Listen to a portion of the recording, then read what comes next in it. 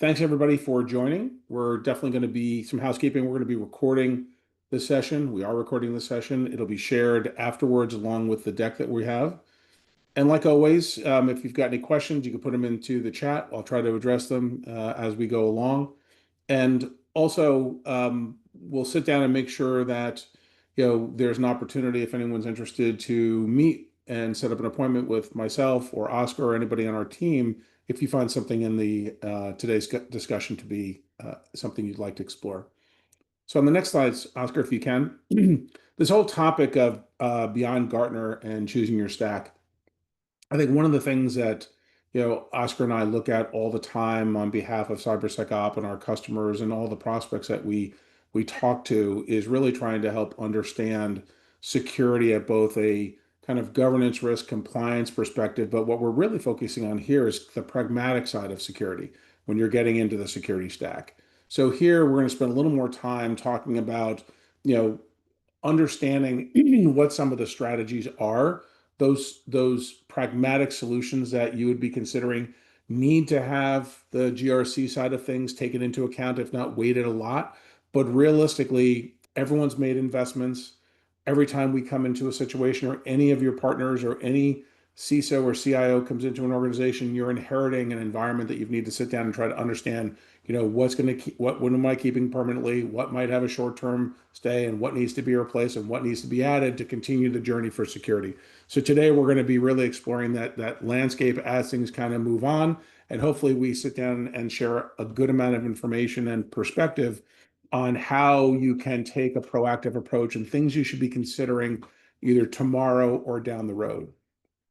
On the next slide, just want to put in context again, you've hopefully consistently, for those that have been with us before, we talk about this layered approach to security. So what we've highlighted in green are the things that we are kind of going to be covering in this space.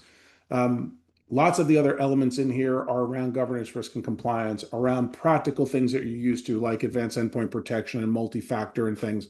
But today, you're really going to be looking at some of the things that might be kind of on the edge for your organization. But when you start hearing about what's kind of coming down the pike, and some of it's not that far away, it might starting to change, the criteria of what you're looking at doing. On the next slide, and when I've used that word pragmatic a bunch of times already, everything still needs to keep into account what your framework and your standards are doing. So you're not going to be taking a right turn away from those. They have to kind of fit into it. But when you're sitting down and looking at your overarching portfolio of resources, focus, testing, and tools, you've got to sit down and kind of make sure that you're in a good place. And that's what we're going to take you through today. On the next slide, I want to introduce Oscar Jones. Oscar is our head CISO, our most senior CISO. He actually leads our delivery team of all of the fractional CISOs, risk managers. He works with a lot of our high profile clients and has a tremendous background and experience in this space. So Oscar will be kind of taking point from here with me jumping in from a strategy perspective. So Oscar, thank you for joining. Thanks everyone for joining the call, and thank you, Chris, for the introduction. I noticed, Chris, that we took off the Cowboys hat. Don't know why.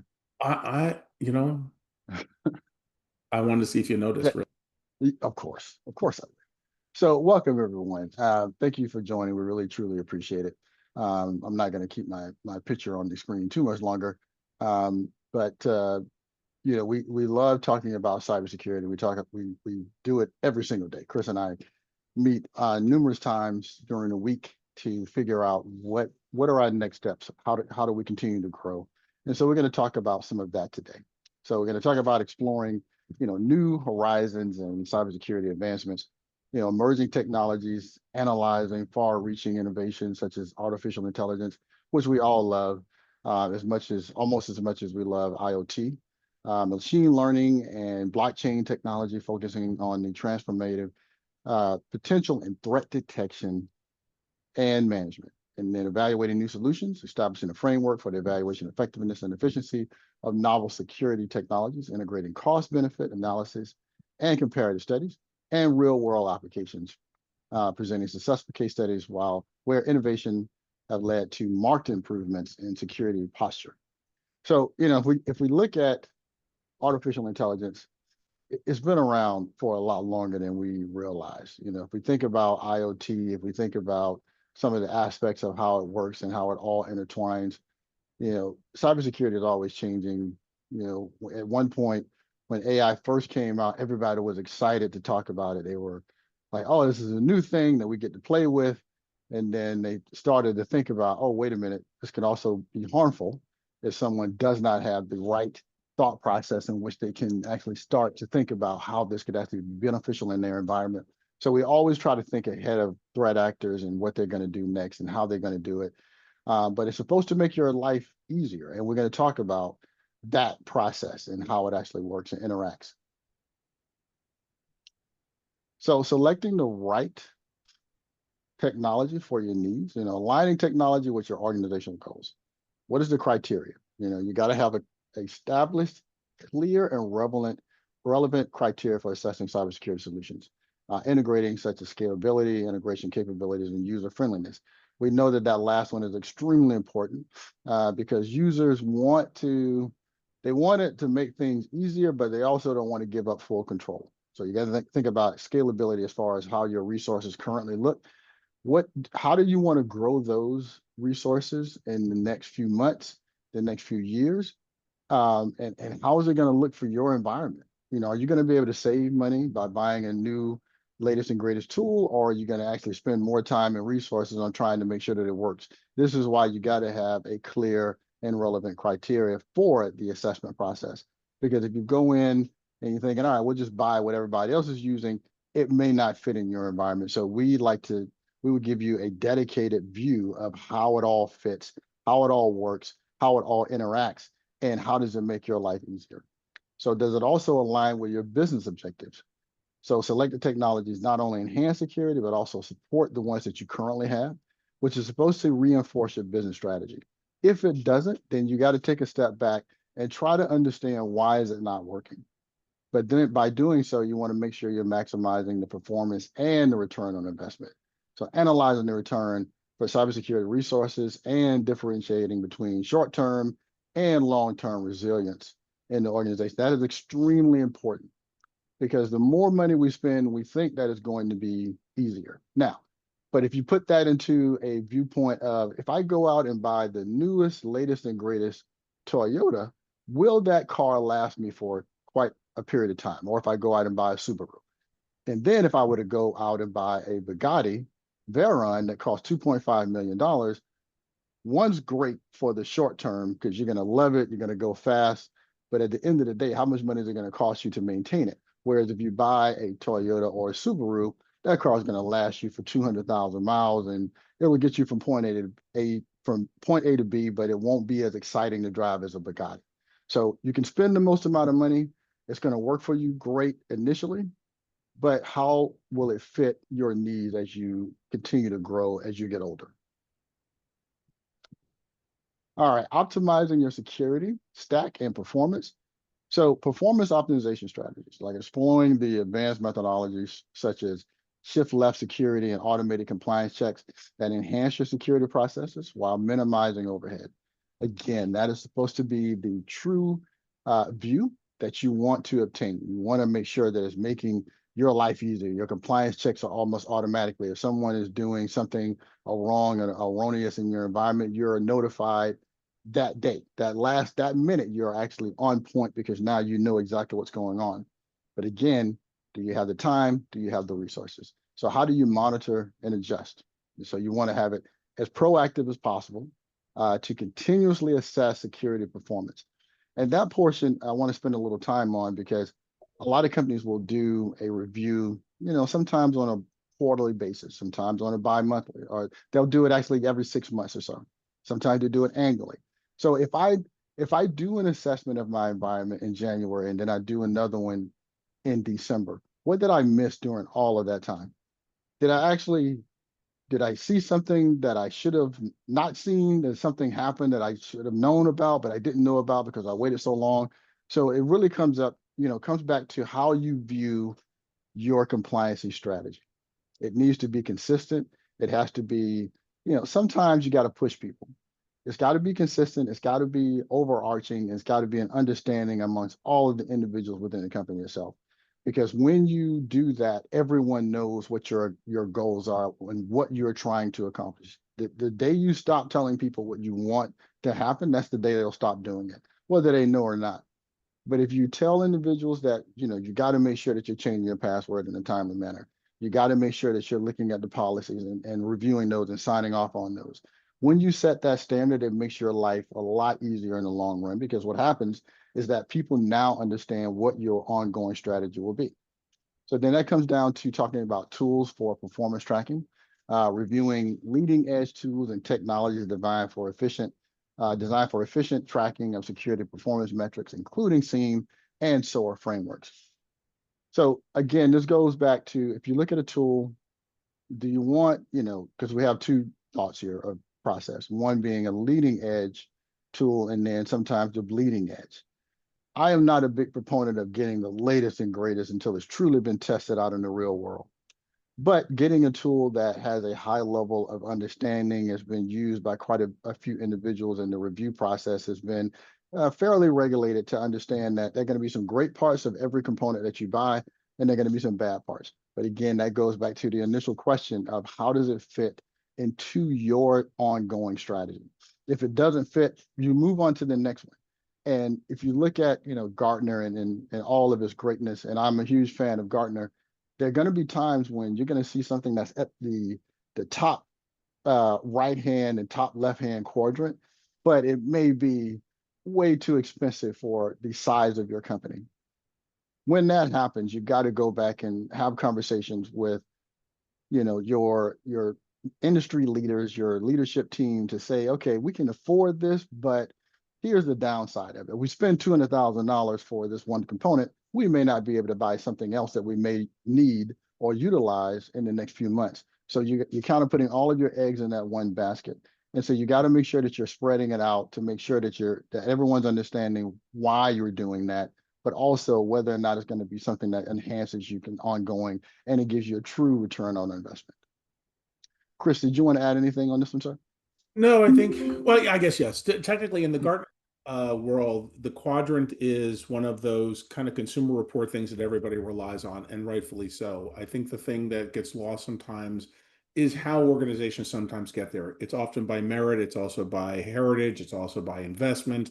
So just being up there, it's a safe place to be, but that does mean that some of the other ones are maybe, kind of catching up, and also, in many cases, there might be what you need is not the thing that is the highlight that drags somebody to the upper right or bottom left for that matter. So that's why, getting in and actually looking at different technologies, it just starts getting the brain thinking about different applications. How would you use it? And hopefully, you get to the point of what maybe you can decommission. What don't I need any longer? What could augment? Where could I take funding from here and put it over there? So that'll be some of the things that we'll touch on as in the upcoming moments.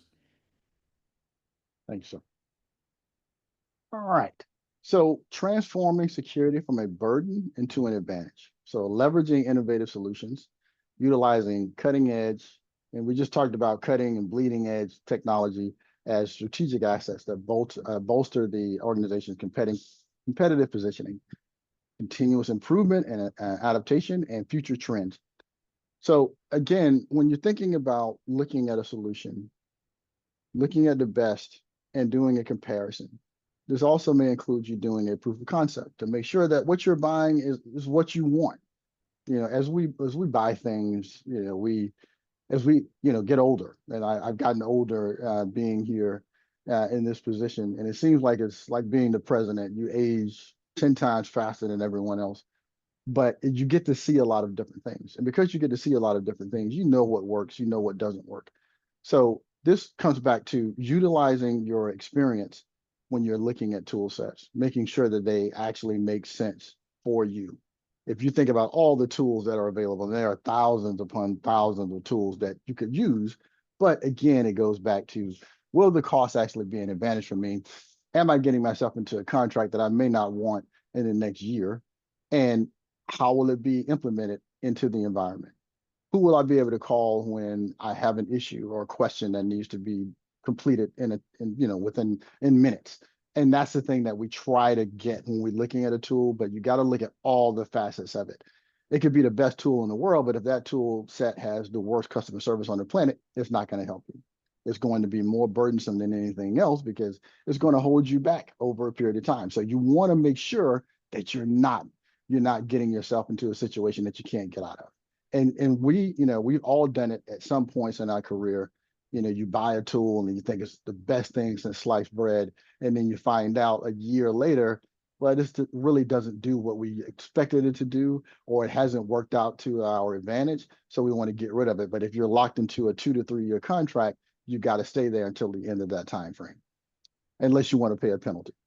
So you want to talk about, the future trends, discussing the projected trajectories in the cybersecurity realm. Again, this goes back to AI, regulatory changes, and the future of threat intelligence. And I think about threat intelligence this way. Most threat actors are very good right now. They're good. A lot of them will use a Mickey Mouse program that's already ready. It's been pre-written. It's going to do the damage that it needs to do. But when you put in AI as a component that can think faster than most humans can process data, that makes it even worse. So now you got to have a better tool to fight a tool that has an AI component. So yeah, if you're one of those companies that as you grow, you notice that more threats happen. You have more risk involved in your environment. Your risk register seems like it's filling up on a daily basis. That's because now you have all of these eyes looking at you. You think about places like Change Healthcare. I don't think they'll ever recover. I mean, you're talking about almost $2 billion spend to get back to a normalized situation, and they're still spending money. If you look at places like the city of Atlanta, they were told that they could make all of these changes from a cybersecurity perspective for only $25,000 and everything would be fine. And it ended up, they said no, and it ended up costing them a little bit over $3.5 million because they didn't want to spend the $25,000 initially.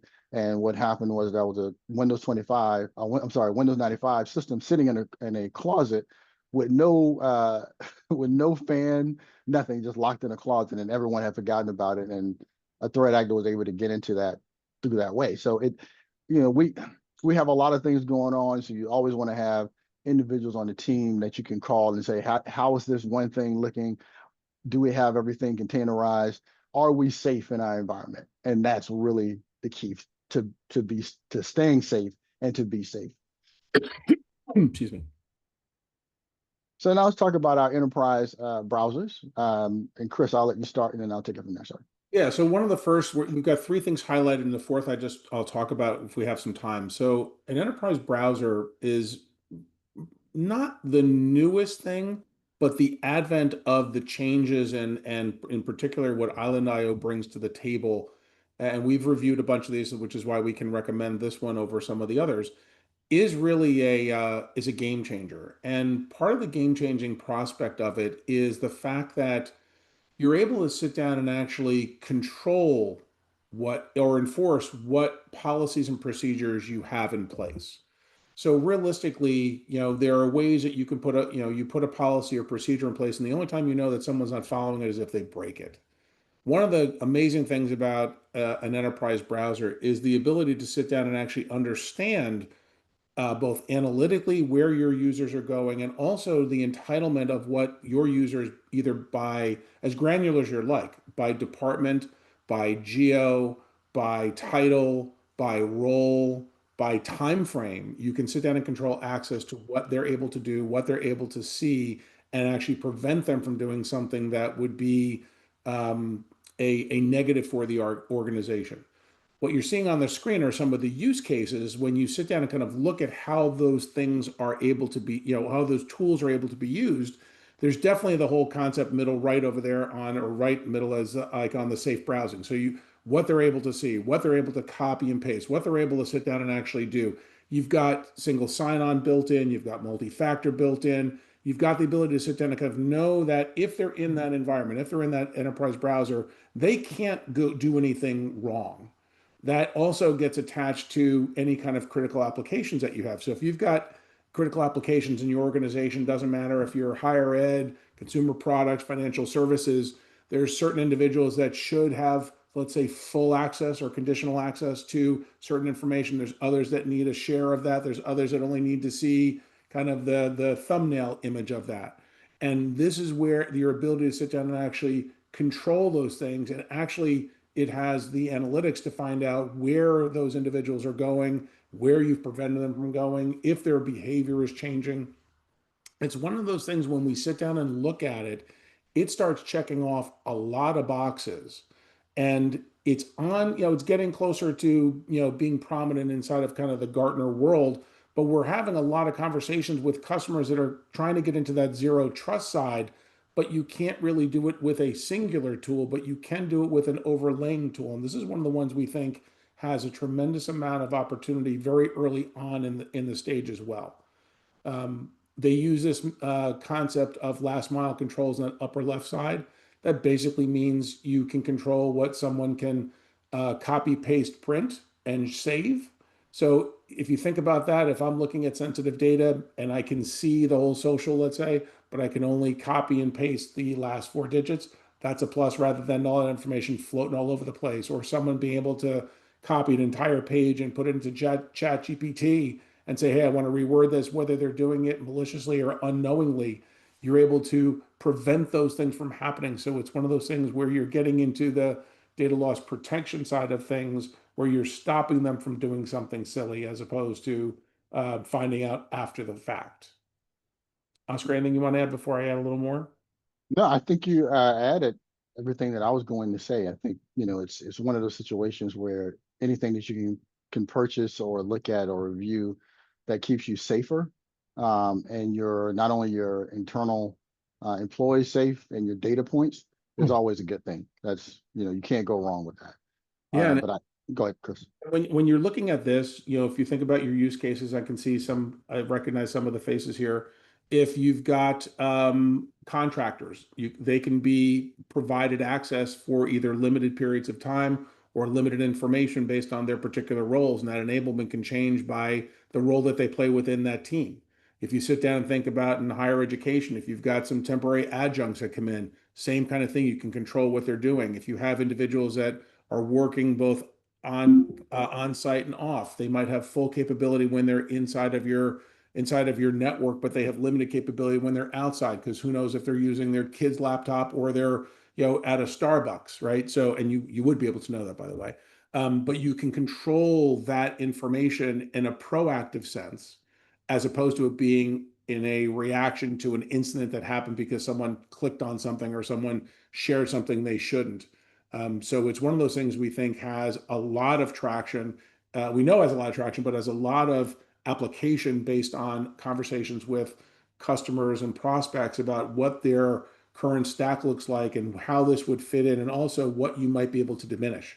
You might be able to diminish your VDI footprint. You might be able to diminish your VPN footprint. You might be able to diminish, some of your zero trust things that you've put in place that maybe aren't so zero trust now as compared to when you bought them. So this is one of these things we can definitely set up a separate conversation. We've actually had a webinar on this.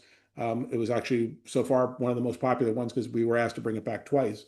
But we think this is something that everyone should take a look at. Thank you, sir. Would you like to start on this one and then I'll take it from there? Yeah, I mean, on the zero, sticking with the zero trust side, I think everybody, and let me put a precursor because it's going to be on the next slide also. An assessment, an IT risk assessment, whether casual or intense, is definitely something that we would recommend, whether you do it with us or do it with someone else, to look at your stack, to look at your policies and procedures, to look at your overall strategy. There is, just like there was with cloud, everybody wanted to have the cloud before they knew what it was, and lots of organizations have credit card sized clouds and have legitimate cloud and hybrid environments. Zero trust is another one of those words that could mean a lot of different things to a lot of people. And obviously, organizations that are trying to sell stuff are throwing zero trust on it, just like something has no GMO, but it never did because it wasn't one of those things. But this one doesn't have it either, even though it wasn't like taken out or engineered to be that way. In this particular case, you're looking at a situation where you're able to sit down and actually build an environment. And there's two technologies that we particularly like. This one happens to be an image about Cato. Perimeter 81 is another one. And I would say that the biggest differences between the two is Cato is probably really great if you've got a distributed, like more branch networks, more both domestic, international, rather than kind of a campus environment where there's like two or three buildings in a campus. But the having the ability to sit down and actually know that all of your information is actually being filtered and being screened, right? Different proposal, different angle than what we were talking about with what you're looking at with Island, but being able to sit down and actually have, more of a rigid environment, and I'm using rigid in a positive way, so that you're actually able to sit down and understand what's moving around and preventing that bad data to traverse your network. You're looking at being able to, migrate to more of an SD-WAN type environment, as you see there. You're able to sit down and actually make sure your remote access is secure, as a different way of doing it than what you could on the enterprise browser side. You're looking at being able to protect your SaaS applications, but this is one where you're relying on the network to be that be all end all rather than say the browser being that. And in many organizations, it might be easier to sit down and actually kind of lead with the browser rather than change your network. But if you're kind of a mid-sized company or SMB size, this might be something to really take a peek at, both again, Cato or Primary One, to sit down and actually have that control and visibility to everything to be able to sit down and make sure that you've got as close to a zero trust environment in both cases before and compared to what you have in place right now. No, that was perfectly stated, Chris. And I will add, zero trust simply means don't trust anyone until you can verify who they are and what are they doing on your network. And you should ask this question of, all of the individuals that work for the company to make sure that their access points are limited and they have just enough access to do their job. Nothing more, nothing less, unless they come out with an exception that needs to be reviewed for break glass. That way that's really the only way that you can ensure that no one's going to places that they shouldn't go. That's really the specialized key. But, zero trust has been around for quite some time. And I think more and more companies are actually coming around to utilizing it and making sure that people understand what it actually truly means. It doesn't stop you from working, but it does put limitations on how much you can do within the network and segmentation environment. From a security perspective, we recommend that you basically putting a governor, so to speak, on an individual based on their role and risk to the organization, rather than find out that they're speeding later or they crashed later, kind of using a car and cop kind of analogy. In both cases, you're able to make that happen, which is really, I think, very exciting. Mhm. And it doesn't mean that we don't recommend things like managed SOC and endpoint protection, all that, but you're getting some of that, and if not getting a lot of that, or organizations that haven't invested yet in that, you're getting that directly with these two tools. Thank you, sir. Okay. And this one on quantum computing, and Oscar and I'll tag team on this. This is something that I don't think anybody on the call that I've recognized, we've had a conversation on this. And why this has come up is we serve the financial services industry. It's probably part of our heritage along with healthcare. And what's called Q Day, which is the day that quantum computing can crack current encryption, was projected to be out like 15, 20 years. That time frame has changed to be somewhere in the 2029, 2030 time frame. So if you kind of park that in your head, we only have about 5 years before that happens. And also know that a lot of threat acting where you've had breaches, but you can't see what's happened and nothing's been moved or whatever. There's been a lot of what in this space is called harvesting of those precious data bits, and they're just being held in a footlocker until the cryptology can get to the point where it cracks it. And when Oscar and I were talking this morning, I gave an analogy, or maybe it was one of the people on my team.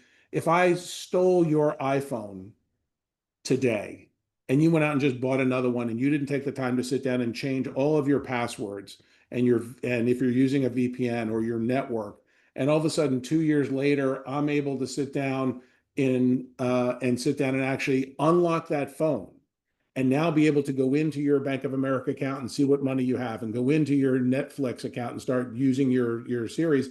It's very analogous to that. But if you went in and changed your passcodes and you changed your encryption algorithms and changed all that, those links would be essentially dead. And you're looking at the, in the financial services and healthcare world, which have more to risk. And we can sit down and kind of, if you looked at a traditional grid of, what industries are the most attacked or attempted to attack, those are kind of at the high side, right? And you'd have some other ones that are at the bottom. But the timing is not far away, and it's happening now to sit down and actually go in and perform an assessment to see exactly what, cryptography and data security encryption do you have in place. What is your backup strategies? What is your, tiering if you have it? Or do you have anything kind of air gap to sit down and know that that stuff is as secure as possible?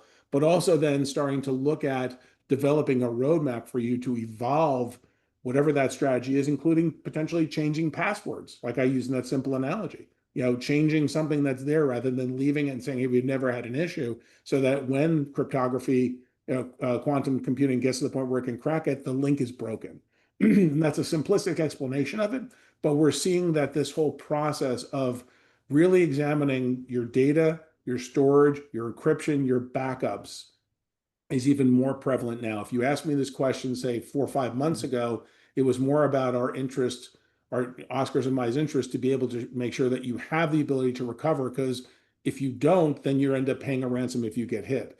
This is taking it one step further because you're looking at the patience of the quantum computer thieves, so to speak, to sit down and leverage that technology to sit down and crack it later. They're not looking to crack it now. They're sitting down harvesting what they can, and they'll crack it when they get to it, whether that's 3 years, 5 years, 7 years.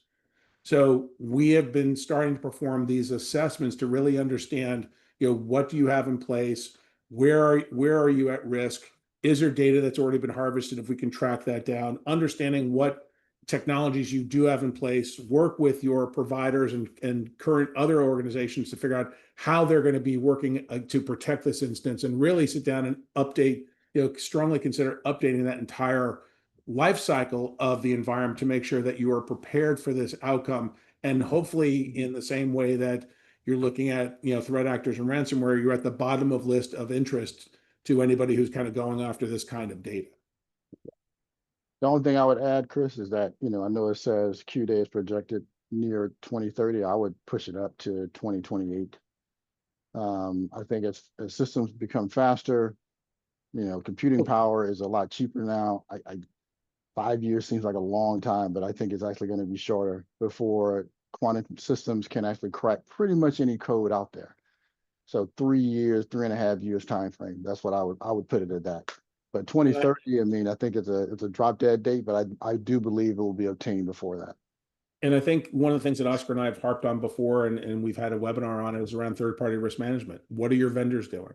So now, if again, yesterday everybody was always excited, oh, well, I've got all that over at my SaaS provider. It's over here, it's over there, and it's their responsibility.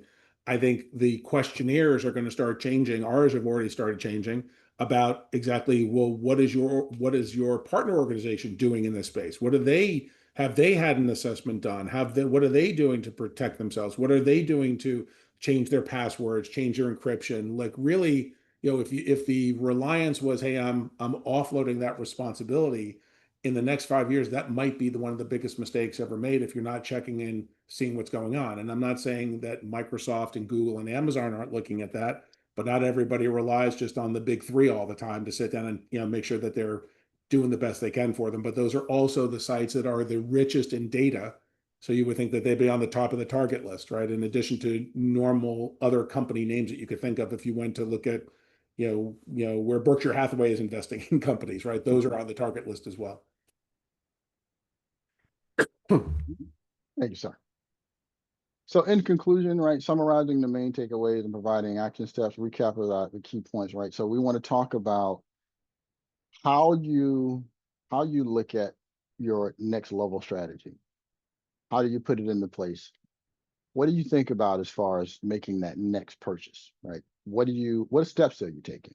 Who are you having conversations with? There are several components that have to be involved in that process, because if you just make an off-the-shelf purchase through one of your vendors, again, it may or may not be great for you.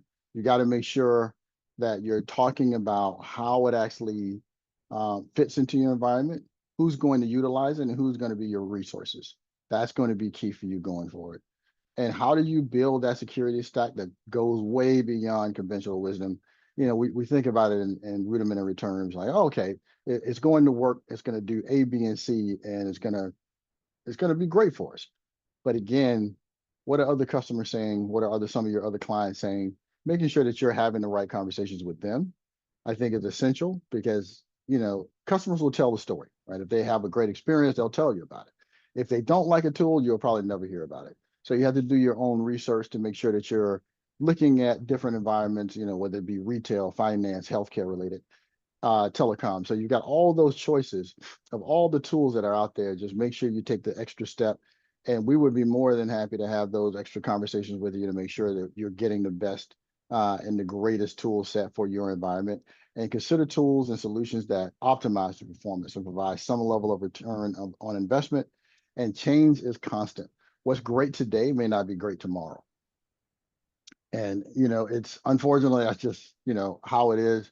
If I buy something that I wanted today, I may find that I didn't like it or wasn't as good as I thought it was going to be. So what do I do next? I've already gotten the amount of money to pay for this tool and it doesn't fit. Then who do I call and complain to? It's not too many, because you were supposed to do your due diligence at least initially, and we would have those initial conversations with you to make sure that everyone's still understanding and they have the detailed information to make the right decision for you. So here's some of the key takeaways. Of the next steps will be to schedule a consultation, assess your current posture, and develop a customized roadmap for you, where you are today versus where do you want to be in the next 2 to 3 year time frame. And we would actually work that out with you step by step so that we're all on the same page at the end of it. And why partner with cybersec expertise? We've been doing this. I've been doing this for over 25 years. I know Chris has been doing sales for over 25 or 30 years. Sorry about that, Chris. And and talking about proven methodologies, developing the methodologies for assessing and improving your security and privacy controls. Because it's easy to become stagnant, but how do you make sure you're moving past that one step that you may not think about consistently? So, and that goes to the customized solutions. We'll work with you to make sure we develop the customized solutions that meet your unique needs and challenges as you grow or as you expand the business. You think about growing and expanding, like those are two of the same things. Actually, growth could be internal or external, but you got to expand the business by getting new customers that have new thought processes that may not think the same way that you do. So that's how we try to look at it. We put it into two separate categories and then we break it down from there. And here's the list of what we'll be speaking about next. So July 10th, we'll be having a conversation about security awareness training, best strategies, practices and strategies. And then July 23rd, building a cyber resiliency, governance and compliance. And then August 7th, navigating the landscape of cyber regulations. And the Chris, 20, oh, go ahead, sir. 23rd isn't red because that is not a Thursday off of our regular schedule. But I want to thank everyone. I know we ran a little over. It's really exciting stuff. We will send out all the materials out, like we said, and we will look forward to having a conversation and dig into this one-on-one with each of you if you're interested. Thank you so much, Oscar. Great job. Thank you. Thanks, everyone. Take care.